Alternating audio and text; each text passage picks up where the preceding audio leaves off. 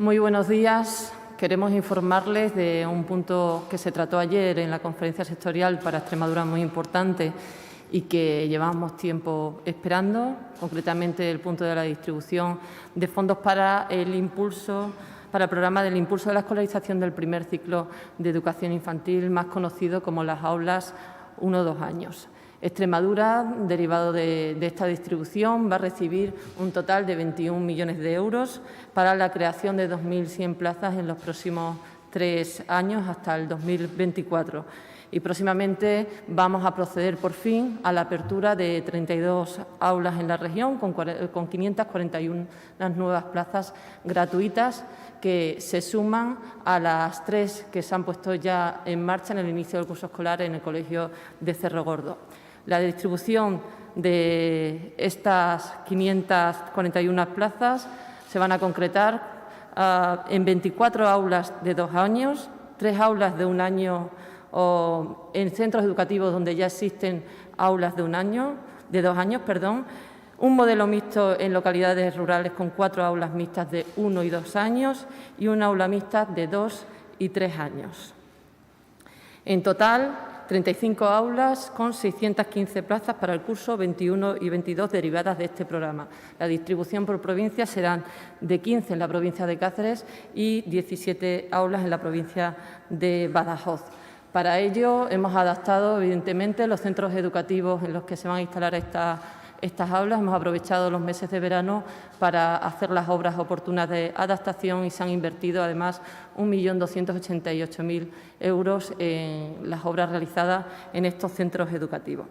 Como saben, este programa está financiado por los fondos europeos, concretamente por el Mecanismo de Recuperación y Resiliencia para los próximos 3 años.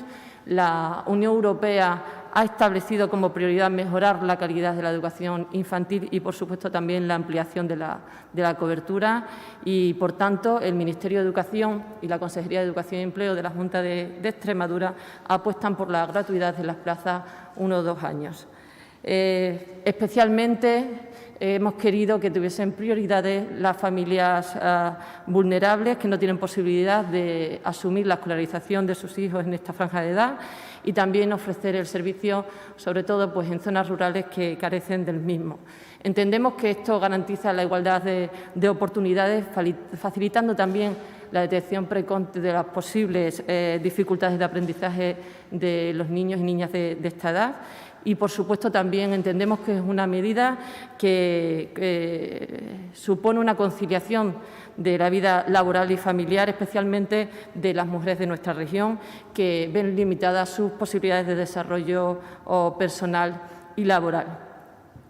Informaros que vamos a determinar el proceso de escolarización extraordinario en este mes de diciembre. Se está trabajando ya en la orden que desarrolla el decreto que se aprobó o de admisión de alumnos en el mes de noviembre y, derivado de esa orden, una vez que se publique, se abrirá el plazo de escolarización en el mes de diciembre. Entendemos que aproximadamente a mediados de diciembre se podrá abrir el plazo para que las aulas comiencen y los alumnos se puedan incorporar a finales del mes de enero. Esos son los plazos que nos estamos estableciendo. Quiero destacar que evidentemente se ha llevado a cabo un estudio técnico para la distribución de estas aulas en nuestra región y se han seleccionado los centros teniendo en cuenta una serie de criterios que quiero compartir con ustedes y les quiero recordar. Hemos analizado la natalidad de cada localidad, también el nivel medio de renta, por supuesto la oferta existente tanto pública como privada, y la selección incluye a los centros de atención educativa preferente que tienen problemas de absentismo escolar, a colegios de localidades mayores de 3.000 habitantes que se encuentran en zonas de nivel socioeconómico medio-bajo y que hay problemas de escolarización, y a las localidades que la oferta pueda ser insuficiente, tanto pública como privada, teniendo en cuenta, como les decía anteriormente, por supuesto, a la escuela rural. Nosotros estamos convencidos que pueden convivir distintos modelos. Actualmente, los datos que les podemos ofrecer es que existen 19.085 nacidos de 0 a 3 años en nuestra región. De esos 19.085 niños y niñas nacidas en nuestra región de 0 a 3 años, se han matriculado en escuelas, en este caso escuelas de educación infantil públicas y que pertenecen a la red pública, un total de 6.017, lo cual supone un 37% de escolarización. Estamos muy lejos de alcanzar la escolarización total, por tanto, hay espacio para todos y estamos por debajo de la media nacional, que se sitúa en un 41%. Uno de los objetivos prioritarios, evidentemente, es aumentar el porcentaje de escolarización en estas edades. Entendemos que Extremadura va a ofrecer un modelo que complementa al existente que ya teníamos de las aulas gratuitas de 2 años, que les recuerdo en el que ya estaban funcionando 234 plazas gratuitas y en total con este programa vamos a poder disponer de 45 aulas con 795 plazas gratuitas en este curso escolar. Estos 21 millones de euros, sin lugar a dudas, pues vienen a ayudarnos a avanzar en una política pública muy necesaria y tendente a universalizar lo que se dice la educación infantil en estas etapas más tempranas. Por mi parte, nada más. A vuestra disposición estamos para cualquier duda, consulta.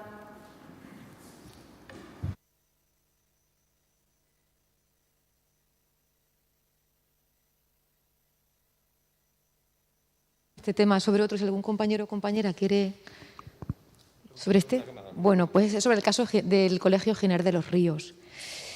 Venimos de allí, de la concentración que han convocado, algunos compañeros venimos de allí, de la concentración que han convocado los miembros del AMPA, también en apoyo al antiguo equipo directivo, y nos surgen algunas cuestiones. En primer lugar, querría saber si esa situación de la supresión de plazas en base a la ratio que usted explicaba ayer está afectando también a más centros, no solamente es un problema del Giner de los Ríos, sino puede ser que esté teniendo también reflejo en otros centros educativos de la región y, por lo tanto, conflicto. ¿Se las planteo todas seguidas o va respondiendo?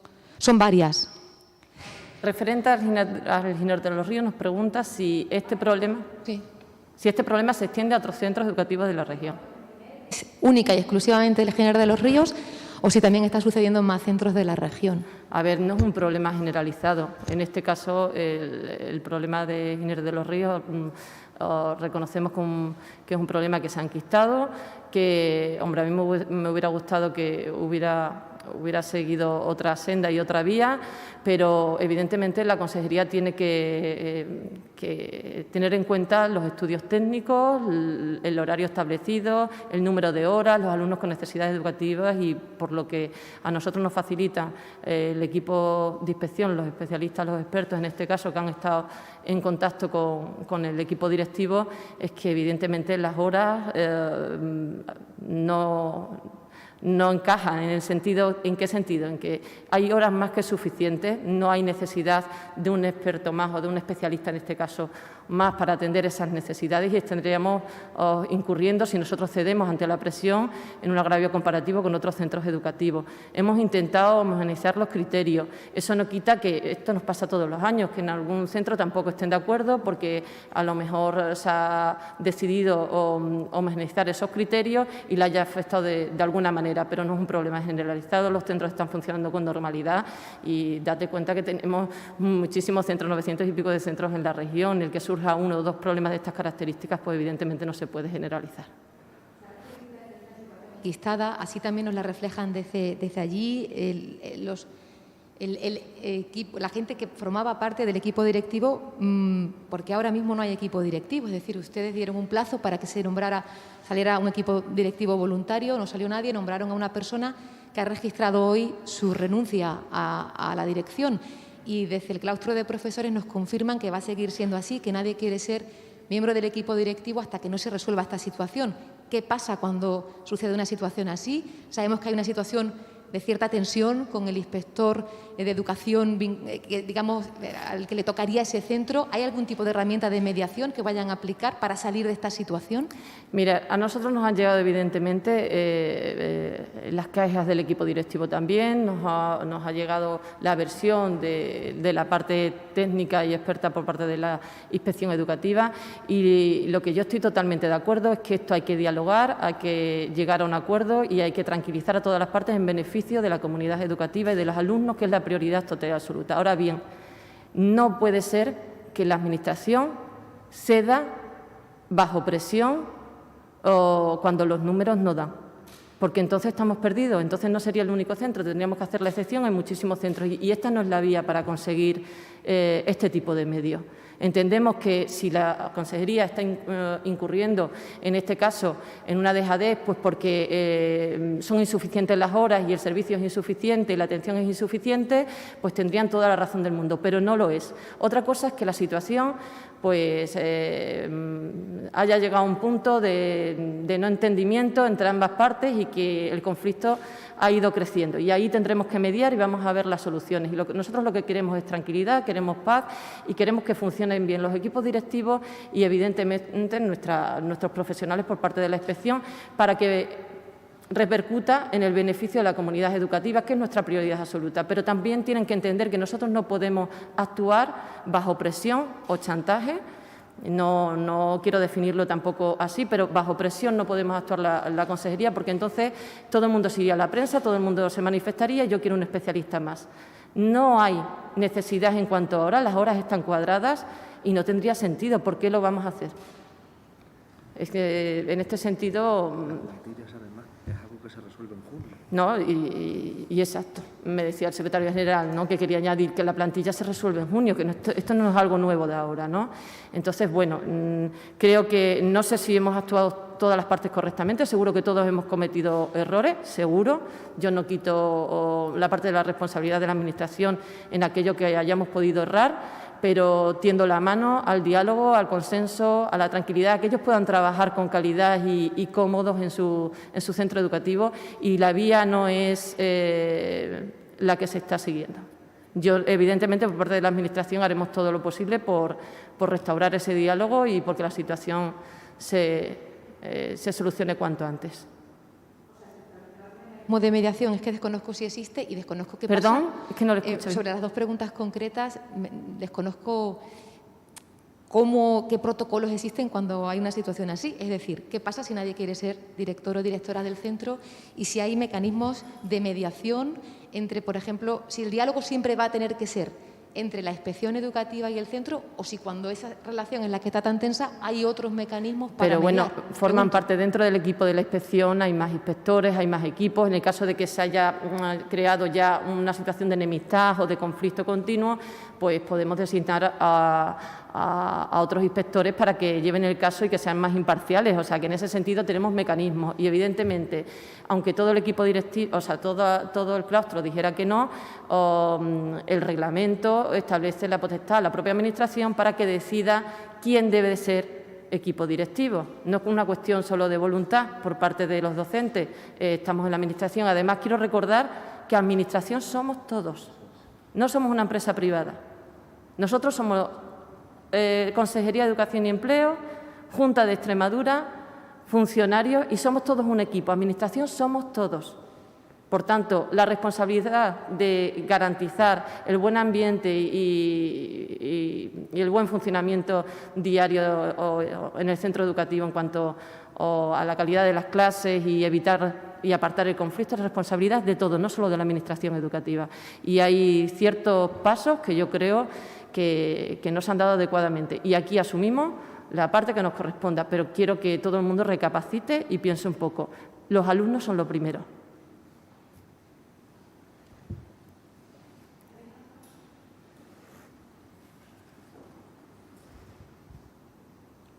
Buenos días.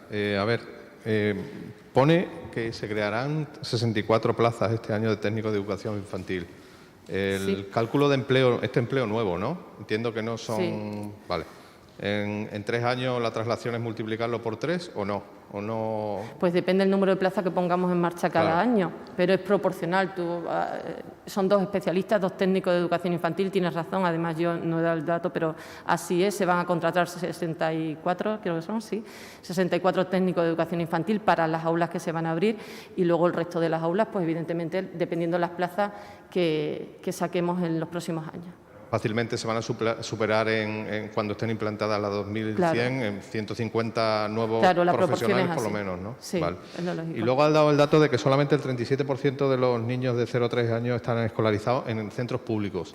Centros públicos y centros que, ese tanto por ciento es teniendo en cuenta los centros públicos y los centros privados que pertenecen a la red pública. Pero esos son los datos que nosotros tenemos. Los que no pertenecen a la red pública, que hay muchos que no pertenecen de la parte privada, no tenemos los datos fiables para poderlos facilitar. No, lo digo porque los otros 13.000 tampoco se puede decir que no estén escolarizados. Igual los 13.000 que quedan hasta los 19.000. No, mira, tenemos una estimación por el anuncio que han hecho concretamente la parte privada en algún momento de 3.700. Ellos han anunciado en algún momento, de hecho lo podéis ver en hemeroteca, que tienen escolarizado un total de 3.700. Si nosotros tenemos en cuenta esos 3.700, llegaríamos a una escolarización de un 49-50%. Pero claro, nosotros no son datos reales que tengamos en la consejería, solo tenemos la parte de los públicos y la parte de los privados que pertenecen a la red pública, que es una mínima parte, no es todo.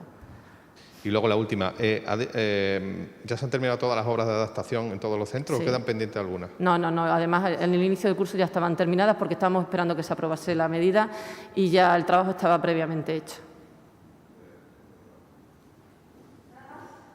¿Ya? Muy bien, muchísimas gracias.